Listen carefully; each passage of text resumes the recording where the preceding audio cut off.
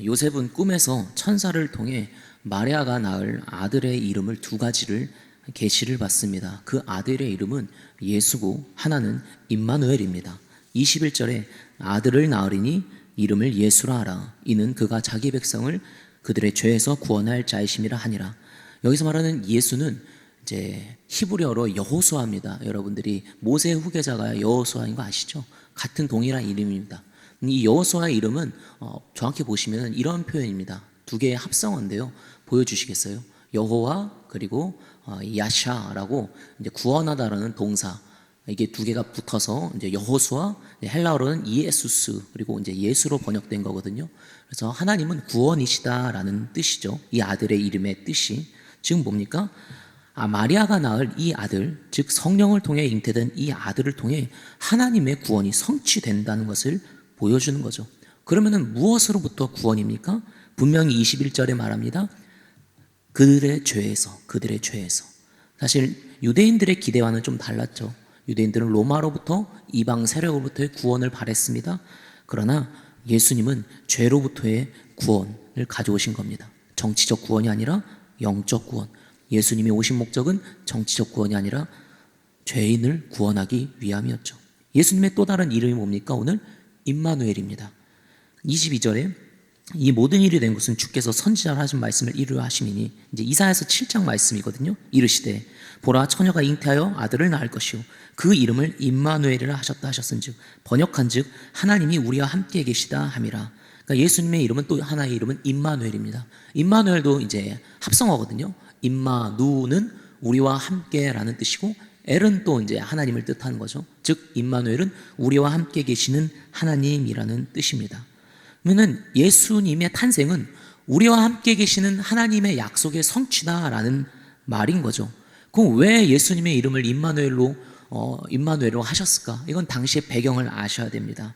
이게 뭐냐면요, 예수님 당시 1세기 유대인들은요, 예루살렘 성전에 하나님이 계시다라는 통일된 확신이 없었습니다. 그러니까 어떠한 분파들은 저게 하나님의 영광이 있어라고 생각했지만, 다른 유대인들은 아니야, 저게 하나님이 안 계셔, 이렇게 생각했단 말이에요. 자, 솔로몬의 이 성전을 짓잖아요, 예루살렘에. 그게 제1성전이라고 합니다, 성경에. 근데 이 솔로몬의 성전이 이제 바벨론에게 이제 와르르 무너집니다. 그러고 나서 포로 70년 있다가 다시 귀환한 공동체가 다시 성전을 짓는데, 이걸 이제 제2성전이라고 합니다. 예수님 시대 때 예루살렘 성전은 제2성전입니다. 성전을 짓긴 지었어요. 근데 유대인들 안에 확신이 없는 거예요. 뭐냐? 정말로 새로 지은 저 성전에 하나님이 오셨을까? 하나님이 계신가? 이거에 대해서는요, 통일된 그런 견해가 없었어요. 왜 그러냐면은 에스겔서 말씀 때문에 그래요. 자, 에스겔서는 무슨 상황이냐면은 이제 에스겔이 환상을 봅니다. 나라가 망하는 환상을 봐요. 근데 망하기 전에 하나님의 영광이 예루살렘에서 떠납니다. 에스겔은 그 환상을 봐요. 9장 볼까요? 9장 3절 에스겔에서 그룹에 머물러 있던 이스라엘 하나님의 영광이 성전 문지방에 이르릅니다. 그러니까 하나님의 영광은 어디에 있습니까? 지성소 언약궤에 있는 겁니다. 근데 하나님의 영광이 이동을 했습니다. 성전 문지방으로 이동합니다. 그 다음에 10장 18절 여호와의 영광이 성전 문지방을 떠났습니다. 점점점 원래 지성소에 있던 하나님의 영광이 멀어지는 거예요. 문지방을 떠나서 그룹 위에 머무느니.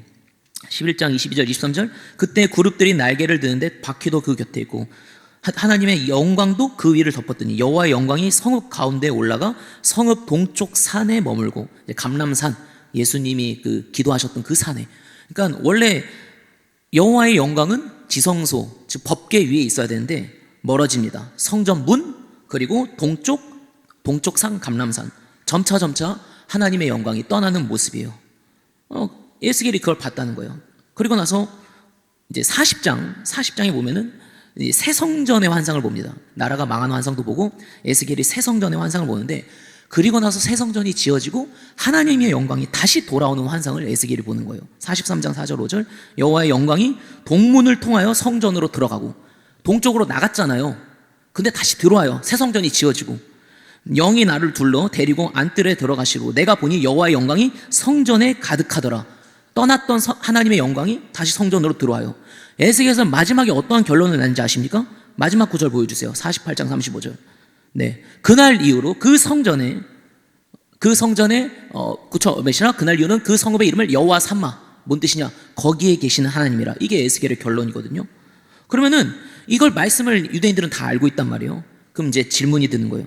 그 하나님의 떠났던 영광이 다시 왔나? 이 성전에 있는가? 하나님의 영광이 왔는가? 확신이 없는 거예요. 예를 들어서 쿰란, 에센파 이런 사람들은요, 예루살렘 성전에 하나님 안 계셔 이렇게 생각했어요. 유대인들 중에. 그럼 마태는 이 임마누엘의 성취가 예수를 통해 예언이 성취됐다. 이거를 왜 기록했느냐? 너희들 불확신했지. 정말로 하나님이 우리 이스라엘에게 다시 찾아왔는지 안 왔는지 궁금하지. 확신 안 들었지. 이제 확신해도 돼. 그 뜻이에요. 왜? 이 예수의 탄생은 떠났던 하나님이 다시 오신 사건이야. 그 말을 하고 싶어서 임마누엘, 이사야서 7장의 예언이 예수의 탄생을 통해 성취했다. 그 말을 하는 거죠. 오늘 말씀을 요약합니다. 처녀 마리아가 성령을 통해 임신하게 됐습니다. 그 아이의 존재 자체는 뭡니까? 임마누엘의 성취입니다. 떠났던 하나님의 영광이 다시 찾아온 것, 떠났던 하나님이 다시 이스라엘 백성에게 찾아오시고 이제 그 하나님이 함께 하신다는 그 약속의 성취입니다. 이 예수님이 왜 오셨습니까? 우리를 죄로부터 구원하시기 위해. 예수님은 누구십니까?